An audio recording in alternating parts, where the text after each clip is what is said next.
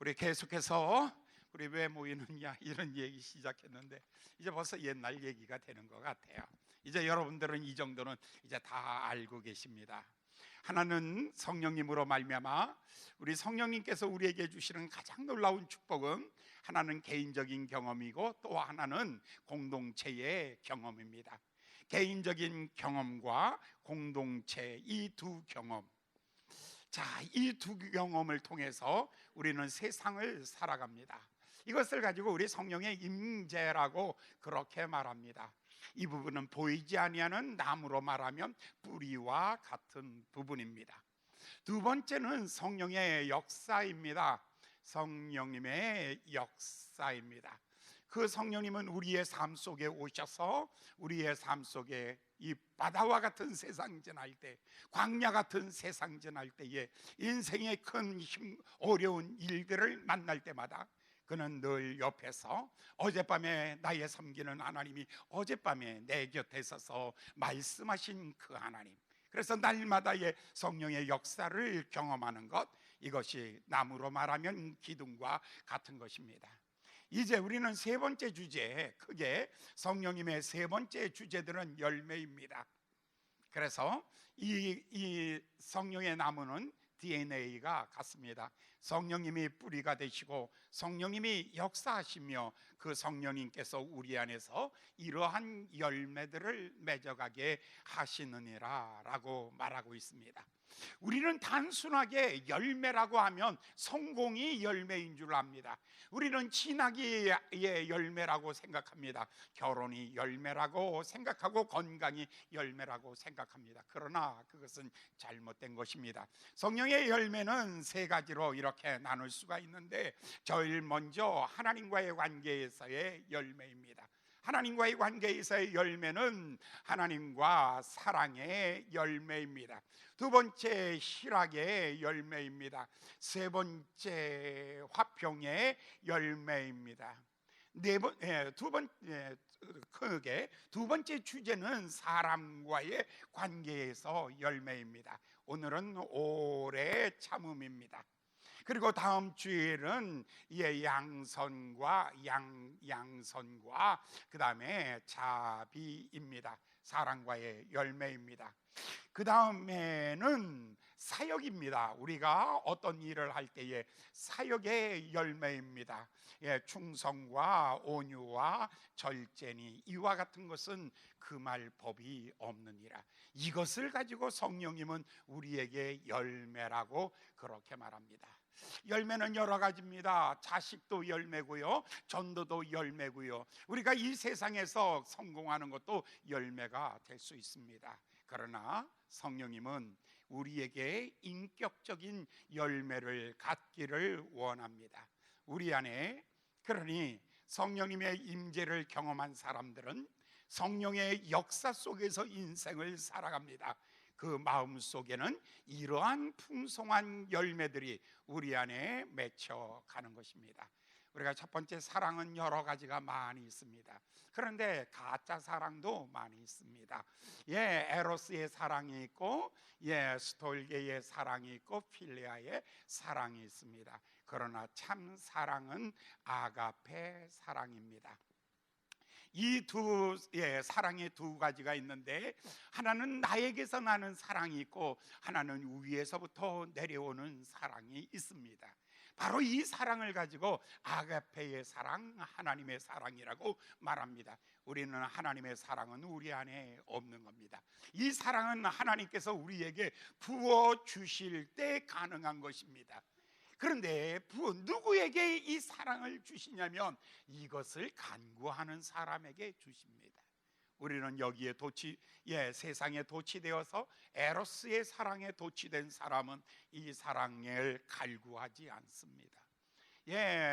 필리오, 우정이나 친구나 취미나 이러한 것에 사랑 속에 빠져 있는 사람들은 이 사랑을 간구하지 않습니다. 우리가 사랑에 목마른 사람 되어야 됩니다.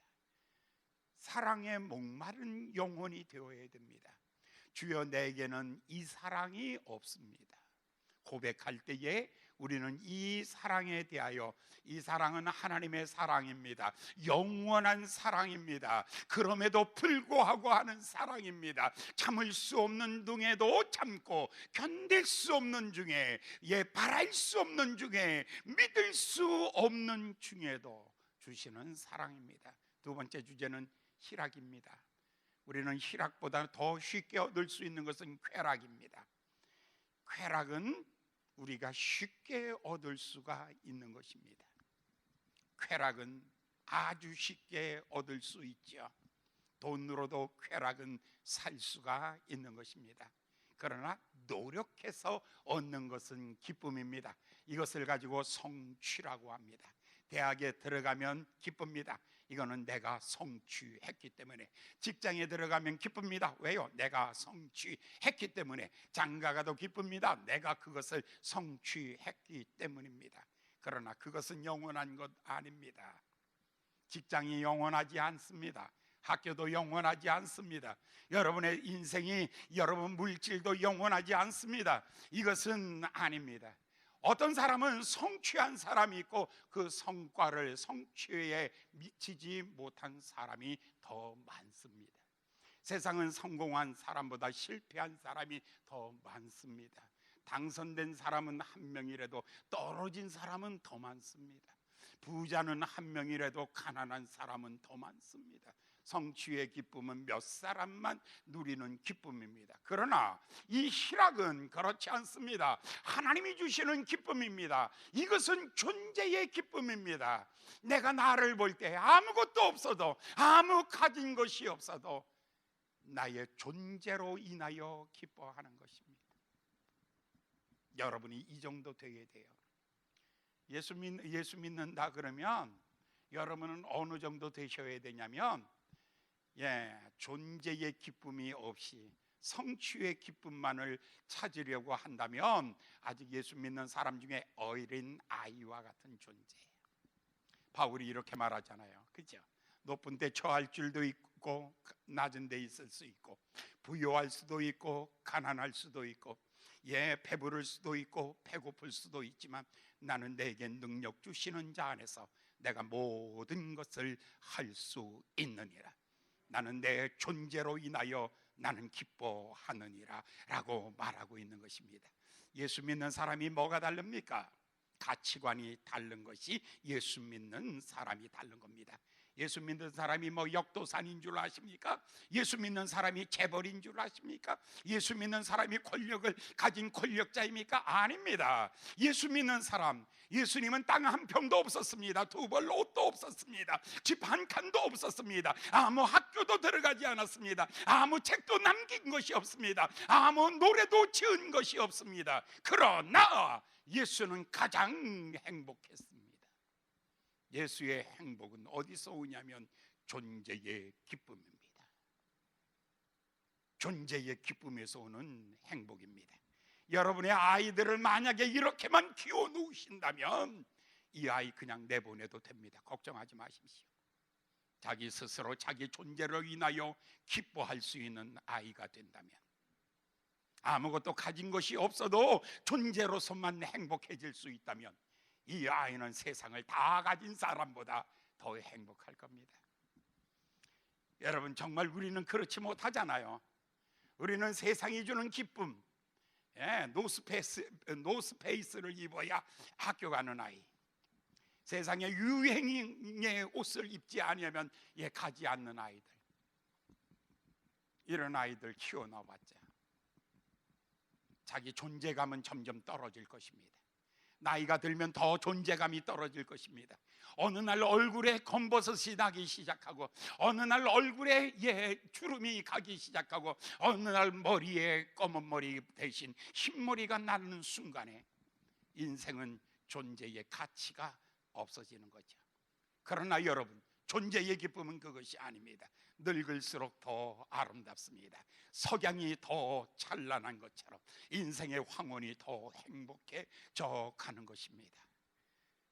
여러분, 나는 문산리에서 목회하는 시골 목사입니다. 봉서리에서 목회합니다. 내가 쎄 빠지게 아주 최선을 다해서 열심히 했지만 요것밖에 없습니다. 사람도 별로 없지 않아요. 아무도 나를 성공한 사람이라고 말하지 않아요. 아무도 날 보고 괜찮은 사람이라고 말하지 않아요. 그러나 나는 내 속에서 나는 당당함을 느낍니다. 나는 내 속에서 긍지와 자부심을 느끼고 있는 거예요. 왠 줄 아세요? 하나님께서 내가 너를 지명했고, 내가 너를 불렀고, 내가 너를 세웠고, 내가 너를 축복하노라. 할렐루야. 하나님이 인정하시고, 하나님이 세워주시고, 하나님이 축복해 주시고, 하나님이 내게 은혜 주신 그 은혜 때문에 나는 그 하나님 앞에서 행복하게 살아가는 것입니다. 할렐루야. 돈이 내 마음을 흔들지 않습니다. 명예와 권력이 내 마음을 흔들지 않습니다. 남들은 명예욕을 가지고 회장이 되고 뭐 되는 거 굉장히 좋아하지만 나는 그것이 다 싫습니다. 왠 줄 아세요? 나는 주님 안에서 내가 제일 행복하고 있기 때문입니다. 할렐루야. 이 존재의 기쁨, 바로 이것이 하나님 성령님이 우리에게 주시는 기쁨입니다. 화평입니다. 죄가 없는 상태를 말해주고 있습니다. 오늘은 오래 참음입니다. 오늘의 주제는 오래 참음입니다. 여기 오늘 성경에 이렇게 말하고 있습니다. 농부처럼 오래 참아라. 농부처럼 오래 참아라.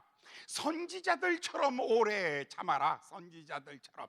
세 번째, 욥처럼 오래 참아라.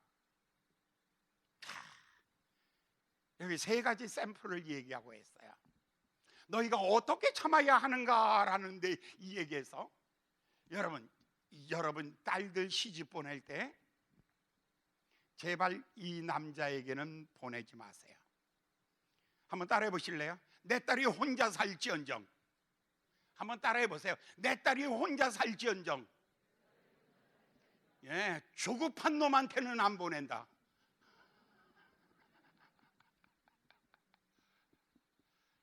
오래 참아라의 반대는 조급증입니다. 그런데 여러분, 우리나라 대한민국을 보면 여러분, 농업으로 짓던 농경사회가 3000년의 역사를 가지고 있습니다. 세상이 변하려면 3000년이 걸렸다는 얘기입니다. 세상이 한 바퀴 돌려면 3000년. 그 다음에는 산업사회입니다. 산업사회는 세상이 한 번 뒤집어지려면 300년이 걸렸습니다. 그 다음에는 정보사회입니다. 정보사회는요, 한 번 세상이 바뀌려면 30년이 걸렸습니다. 그러나 지금은요, 초고속시대에, 초고속사회예요.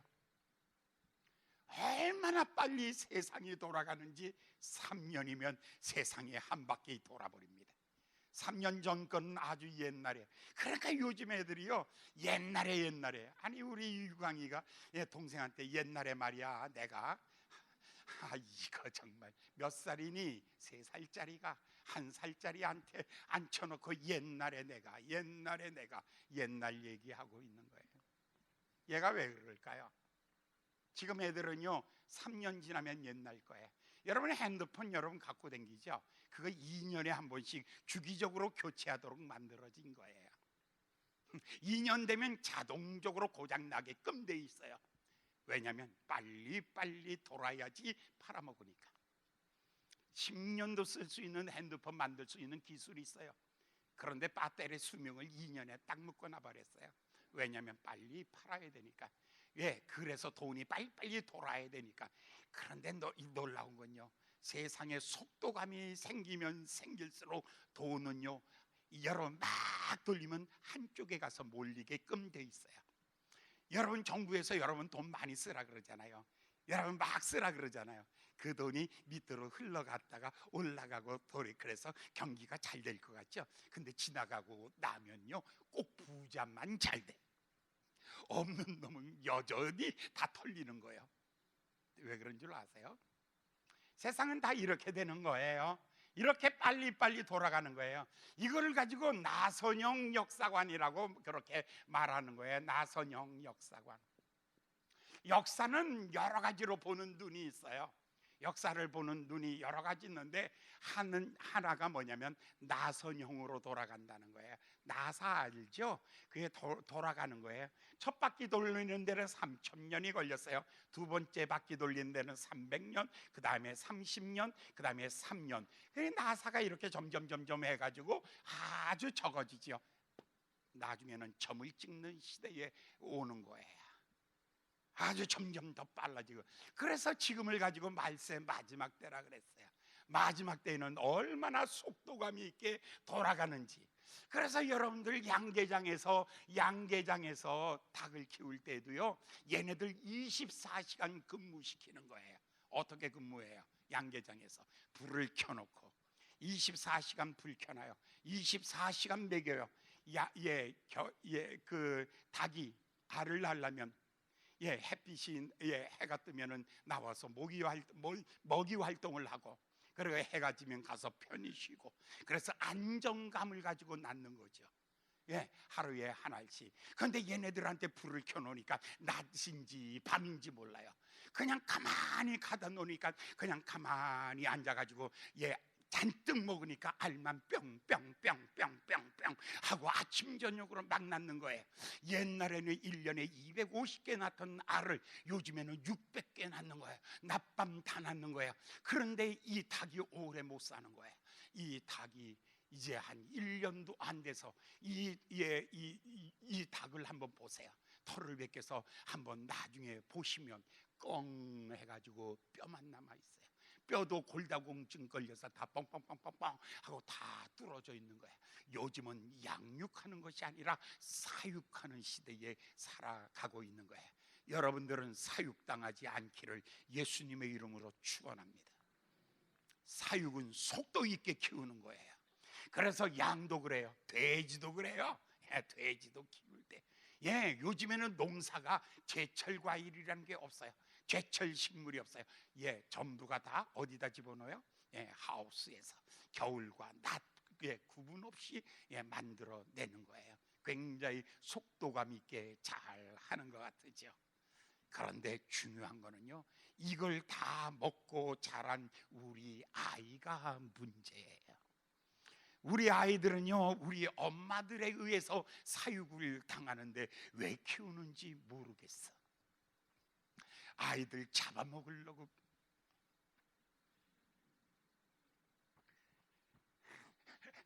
아이들을 어떻게 하려고 애들 키우는지 모르겠어. 애들을 낳기만 하면 뭐예요?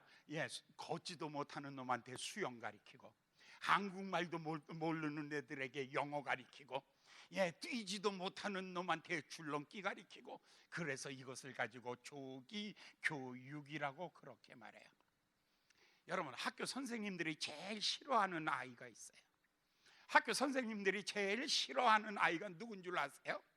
바로 얘가 학교를 다 망쳐버리는 애들이 있어요. 얘네들이 누구냐면 선행학습을 해온 아이들의 선행학습. 얘네들은 겨울방학에 오래 배울 걸 다 배워갖고 와요. 그러니까 우리 엄마는 그냥 얘가 1등인 줄 알아요. 1등인 줄 알아요. 학교 왔어요.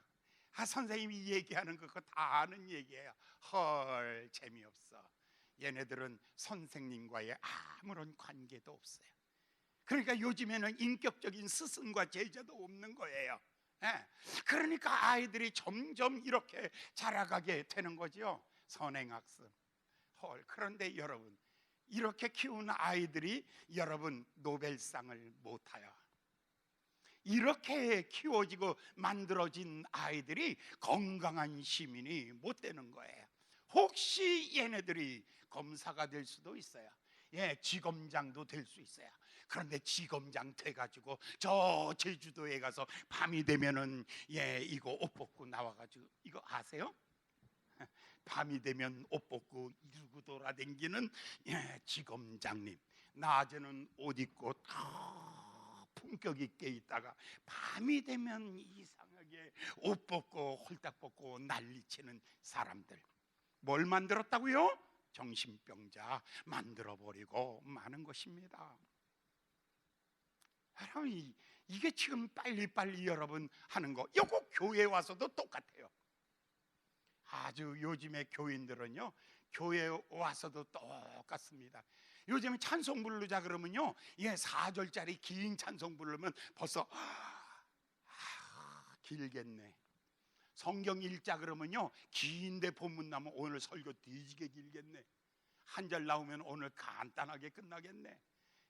여러분, 교회 와서도 조급증에 걸려 있는 거야. 조급증. 지금 이 사회 자체가 그래요. 역사 자체가 지금 조급증에 걸려 있는 시대예요. 그리고 우리나라 자체가 그래요. 이게 교회 안에 들어와서도 그래요. 집에 가서 아무것도 할 게 없는 분이 예배 끝나면 그냥 나가는, 축도도 안 끝났는데 나가는 거예요. 그냥 막 나가는 거예요. 그래서 왜 그러냐 그랬더니 빨리 차 빼가지고 가야 된대. 가서 뭐 하려고 그랬더니 집에 간대. 집에 가면 뭐 하려고? 드라마 뺏기 더 봐. 아니, 여러분 너무 격화시켜가지고 미안하고 죄송하지만, 여러분 그래서 한번 샘플로 봤어요.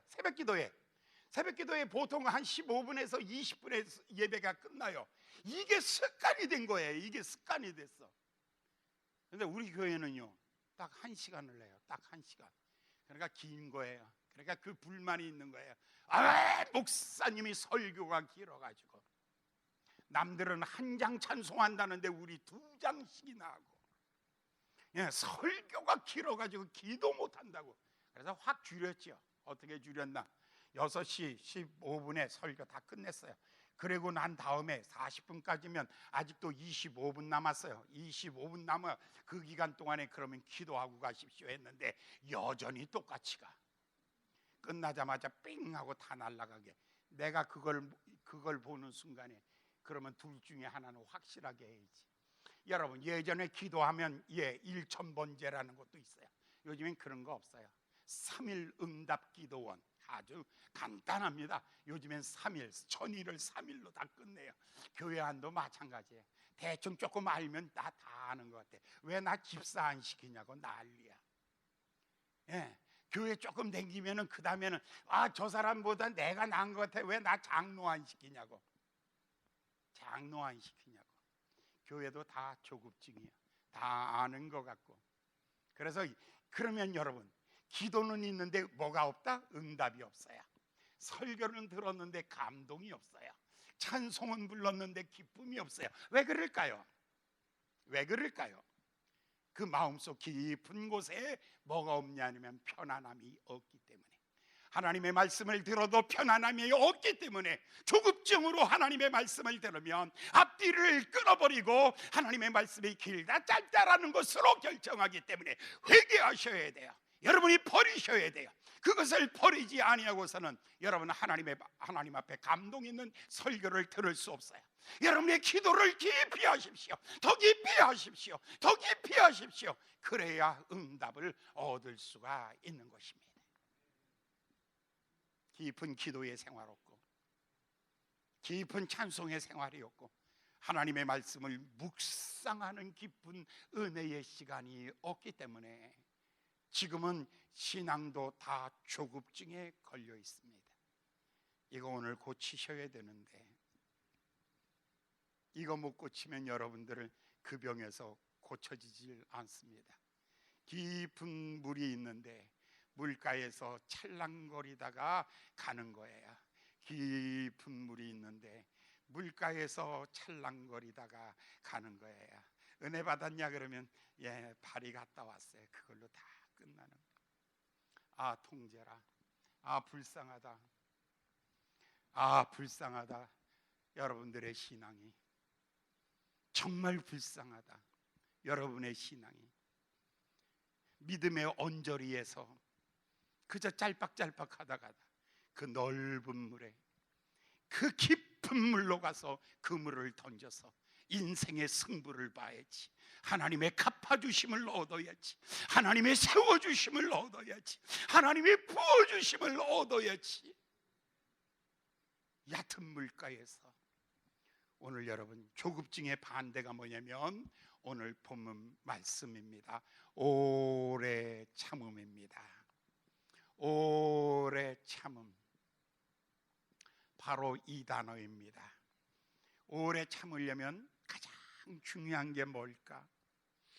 오래 참으려면, 그런데 첫 번째는 안정감이 있어야 됩니다. 안정감. 마음이 편안하게 가라앉아 있어야 돼요. 마음이 편안하게 가라앉아 있어야 되는데, 마음이 그냥 퐁당퐁당 입은 발랑발랑 생각은 그냥 샹샹샹샹샹 제트기 소리 나고 똑똑한 것 같으죠? 바보예요. 여러분, 천재는 머리가 1%고 99%가 노력입니다. 진짜는 오래 참음이라는 것은 모든 성공의 밑거름입니다. 여러분, 안정감이 있어야 되는데 안정감이 없어요. 여러분, 아기가 태어나면 이 아기가 뱃속에 있을 때는 36.5도, 얘는 아무 일을 안 해도 영양을 공급받고, 그리고 얘 팔아먹고 평안한 가운데서 얘가 태어나는 거예요. 얘가 응애하고 태어나는 순간에 탯줄을 딱 끊어요. 그 순간 이 아이는 앙 하고 울어버려요. 탯줄이 끊어지는 순간 아기가 울어요. 이것을 가지고 정신 분석학에서는 뭐라고 말하냐면 분리불안증이라고 말해요. 분리불안증. 사람은 태어나면서부터 어머니에게서부터 탯줄을 끊고 나왔기 때문에 사람의 기본으로 갖고 있는 게 분리불안증이에요. 이건 다른 말로 말하면 두려움이에요. 두려움. 그러니까 사람은요, 태어나면서 첫 번째 가졌던 가장 크게 사람의 머리에 영향을 준 게 뭐냐면 두려움이 사람의 심령 속에 공포가 깔려 있는 거예요. 그래서 어린아이들을 예전에 어머니들이 아이들을 키울 때 품에 안고 체온을 느끼면서 심장의 박동 소리를 들으면서 아기에게 젖을 줬어요. 이 아이는 이 안에서 안정감을 얻는 거예요. 그런데 요즘 점점 가면서 이 아이에게 우유를 먹이기 시작해요. 아주 좋은 우유죠. 그런데 이 아이 속에 뭐가 두려움, 안정감을 줄 수가 없는 거예요. 그러니까 이 아이가 불안한 감정을 가지고 자라가는 거예요. 그러니까 아이들이 유치원을 가거나 어디를 가면 엄마가 안 보이면 그냥 울어버리는 거예요. 앙앙 울어버리는 거예요. 이것은 모든 자기의 안전과 생명은 누가 지켜준다? 어머니가 지켜준다라는 이 마음의 안정감에서 분리불안, 끊어질 때에 오는 두려움이에요. 그러니까 이 아이가 어디 가서 안정감이 없는 거예요. 마음 가장 깊은 곳에 평안함이 없는 사람이 일어났다 앉았다 일어났다 앉았다 이거 하다가 저거 하다가, 이걸 가지고 우리는 그냥 앉아서 그냥 계속 이러고 1시간만 문산역에 가서 서 있어 봐요. 이러고 내가 1시간만 가서 서 있어 봐요. 이게 분리불안증에서 불안하고 두려운 거예요. 예배 시간, 찬송 시간, 은혜 받는 시간 1시간을 못 기다리는 거예요. 예배 1시간에 집중할 힘이 없어요. 예배 1시간을 집중을 못 해요. 성경 쫙 쳐다보다 턱 덮어버리고, 찬송을 쫙 쳐다보다 턱 덮어버리고, 그 다음에 볼펜 또 꺼내가지고 팍 쓰다가 그 다음에 툭 덮어버리고, 그러다가 예배 끝나다 밥 먹으러 가자. 여러분의 신앙이 뭐가 없다? 안정감이 없는 거예요. 왜 그럴까요? 하나님과의 관계가 끊어졌기 때문에 그런 거예요. 두 번째, 사람은 연대감. 이거는 첫 번째 자기 혼자서예요. 두 번째, 남들을 볼 때 형제와 자매로 보여지지가 않는 거예요. 다 시기와 질투가 마음속에 있는 거예요. 이건 경쟁의식이에요. 아이들을 자꾸 우리가 교육할 때 1등, 2등, 3등, 4등, 야 1등, 2등, 3등, 4등, 야 빨리 들어와 1등, 2등, 3등, 4등 이렇게 만들어놨어요. 그래가지고 교회에서도 이게 형제 연대감이 아니에요. 무조건 남보다 먼저 가서 땅 사야 돼요. 남보다 먼저 가서 그렇지 않으면 다 날아가요. 그러니까 여러분 버스 타는데도 줄 서 있고 그래 새치기 하고 팍 뛰어들어가고 이게 연대감이 없으면 마음속에 뭐가 있냐면 외로움이 있기 때문에 그래요. 연대감이 없어요. 세 번째로는 이 사람에게 있어서 자존감도 없어요. 자존감. 자기 존재 가치에 대한 자존감이 없어요. 그 자기 존재에 대한 자존감이 없고 머릿속에는 매일 비교의식이 가득한 거예요. 비교의식. 아우 저 집사님 오늘 뭐 입고 왔네. 우리 교회는 그래도 젊은 여자들이 많지 않아서 감사해요. 젊은 여자들 많았으면 뒤질 난리 날 뻔했어. 누가 옷 사 입으면 어디서 샀냐고. 그러면 괜찮아. 거기까지는. 아이고 빚도 안 갚고 옷만 사 입는다고. 환장하네. 정말 미치겠어 내가 진짜. 속상해. 비교의식, 자존감이 없어요. 이게 뭐냐면요, 이게 마음속에 열등의식이 가득한 사람일수록 그래요. 열등의식이 가득한 사람. 옛날에 제가 그랬어요. 시골에서 목회를 하는데 옷이 없었어요. 강단에 서서 설교를 해야 되는데 옷이 없어요. 그래가지고 그 옷을 옛날에 그 새마을 운동복이 있었어요. 이렇게 생긴 거. 1973년도, 74년도에 나온 새마을 운동복. 그건 나이롱이에요. 그걸 얼마나 많이 다렸는지, 내집기라 그러나 쫙 잡아. 나중에 하도 다려가지고 이게 나일롱이니까 다 부셔지는 거예요. 그래서 가운데로 딱 터지는 거예요. 그래서 돈이 없어서 그 다음에는 매형이 아싸라비아로 갔어요. 돈 벌러. 그래서 매형 집에 가가지고 매형하고 나랑 채형이 같아요. 그걸 또 가서 갖고 왔죠. 그거 입고 설교를 하는 거죠. 근데 그게 봄, 여름, 가을, 겨울이에요. 동복인데 동복 입고 여름날 설교하려니 땀이 펄펄 흘리는 거예요. 옛날에는 제 성질에 설에 땀 흘리지 않는, 눈물을 흘리든지 땀을 흘리든지 피가 쏟아지지 않으면 그게 설교가 아니라고 생각했어요. 설교는 적어도 강단에서 적어도 강단에서 내 눈에서 눈물 흘리든지 내 손에서 피가 쏟아지든지 그렇지 않으면 내 땀방울이 내 옷을 적시지 않는다면 그것을 설교라고 얘기하지 않는다라고 내 결심이 그것이었어요. 실력도 없는데 있는 척하는 거, 난 그런 게 제일 싫은 거예요. 그러니까 오직 열정 하나만 가지고 옷이 날마다 다 젖고 이제는 그런 시절이 다 지나가 버리고 말았어요. 이제는 다 그런 시절이 다 지나가 버리고 말았어요. 비교의식. 네 번째, 이거 있으면은 절대로 조급하지 않습니다. 네 번째, 기대감이에요. 기대감. 다른 말로 말하면 절망감의 반대예요. 절망감. 내일에 대한 기대가 하나도 없는 거예요. 이런 사람은요 어디서든지 조급합니다. 조급한 사람하고 같이 동업하지 마세요. 촐랑거리다 다 망쳐먹습니다. 조급한 사람 신랑감 그 딸이 데리고 오면 귀시하게 한 대 때려서 보내요. 그 사람 촐랑 다 망쳐버립니다. 사람의 무게감이 얼만큼이냐면 천금같이 무거운 사람, 그런 사람 데려오셔야 돼요. 할렐루야. 그러니까 딱 그래. 우리 남편 120kg예요. 무게감이 있네요. 엄청 무게감이 있네요. 그런데 여러분 보십시오. 시간이 자 보십시오. 이스라엘 백성들이 이스라엘 백성과 모세의 차이를 보세요.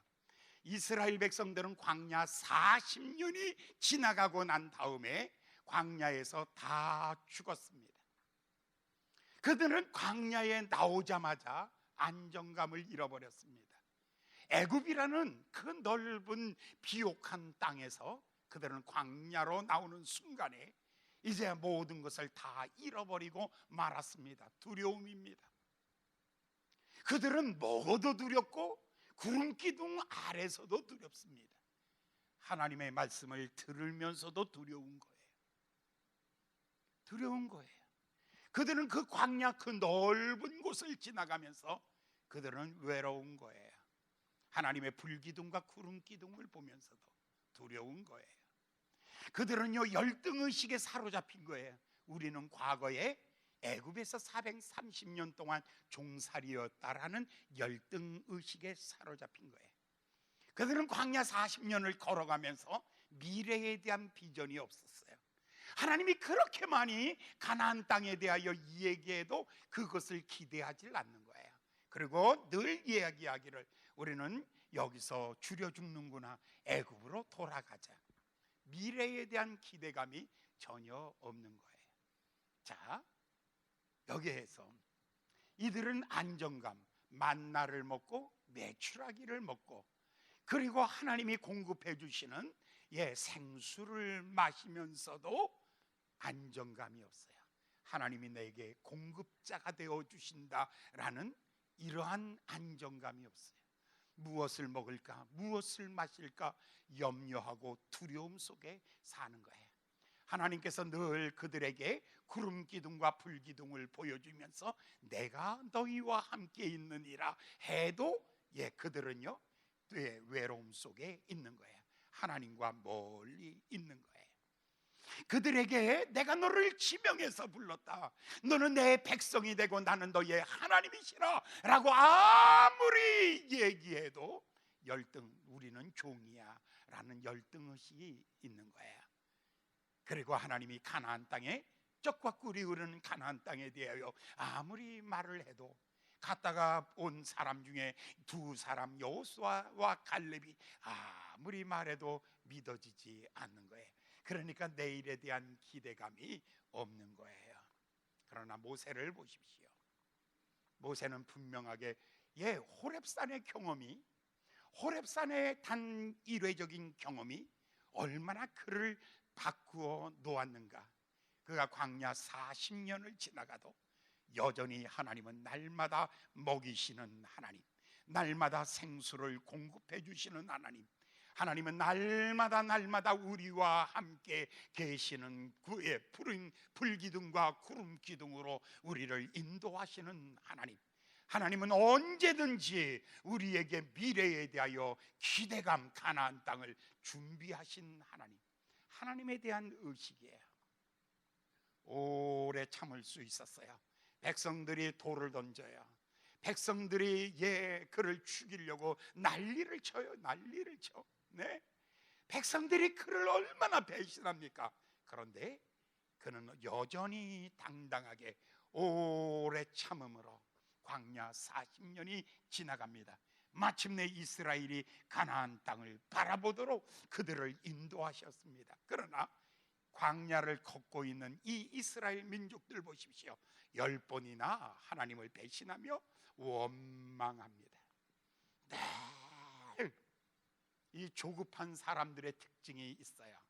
조급한 사람들의 특징이 뭐냐면 원망하는 거예요. 남을 원망잘하는 사람, 이 사람은 조급한 사람이에요. 이런 똑같은 케이스가 사울과 다윗 사이에도 나타나요. 사울의 마음은 안정감이 없어요. 늘 두려움 속에 있는 거예요.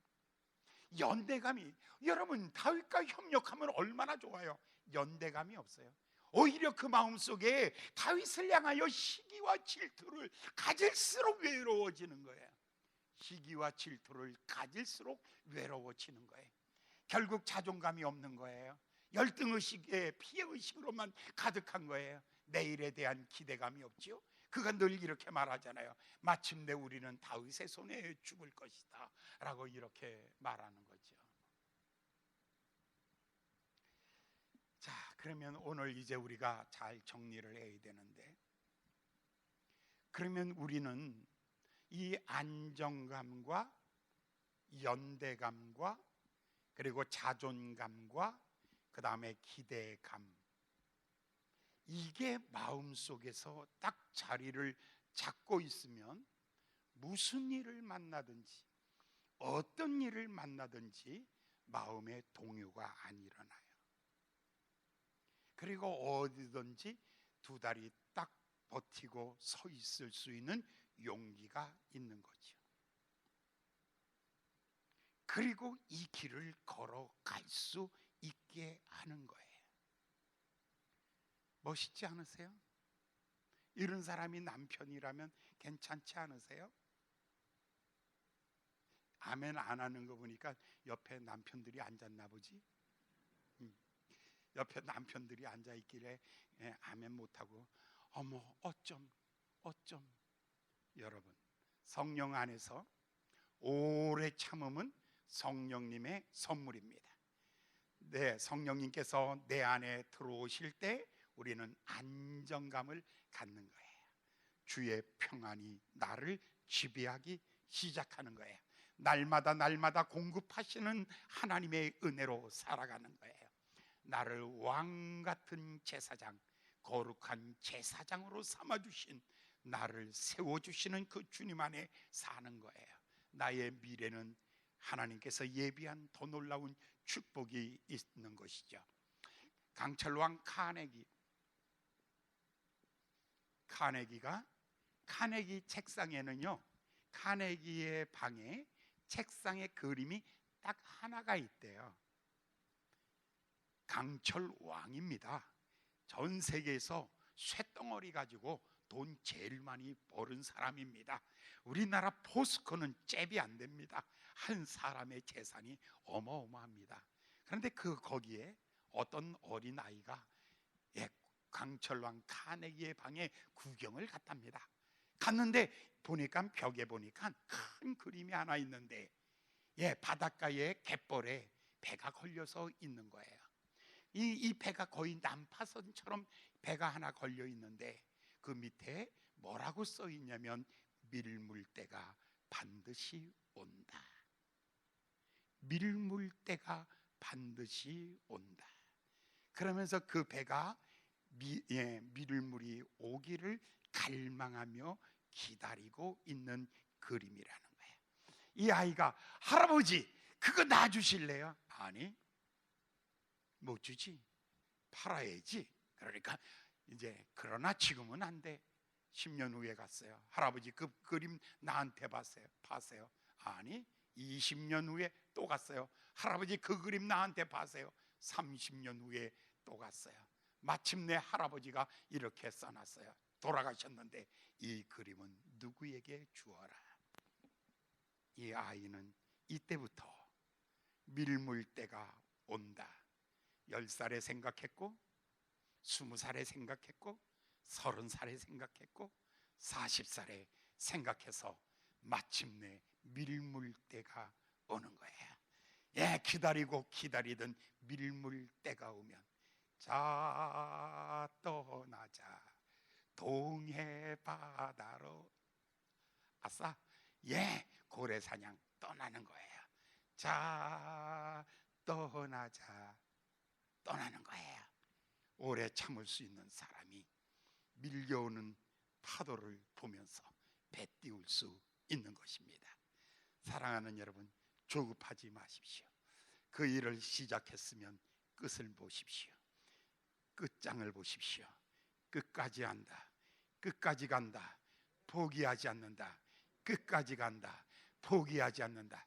세 번째, 나는 끝장을 본다. 세 번만 합시다. 오른손 딱 나는 끝장을 본. 내 승질은 끝. 이거 좀 포악하다 갑자기. 나는 포기하지 않는다. 아니야 끝장을 본다. 그게 더 멋있다. 나는 끝장을 본다. 시작.